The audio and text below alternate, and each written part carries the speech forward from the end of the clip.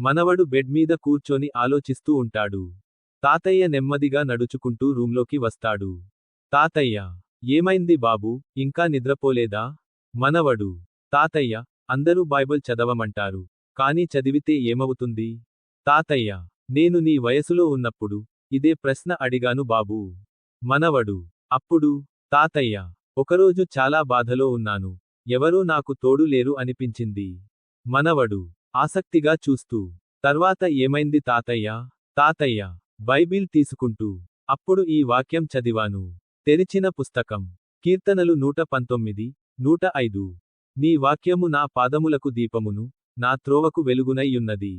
మనవడు, అంటే బైబిల్ మనకు దారి చూపుతుందా? తాతయ్య, అవును బాబూ, చీకట్లో లైట్ ఎలాగో జీవితంలో బైబిల్ అలాంటిది. మనవడు చిరునవ్వుతో, తాతయ్య, ఇకనుంచి నేను కూడా ప్రతిరోజూ చదువుతాను. తాతయ్య, అదే నాకు కావాలి బాబూ.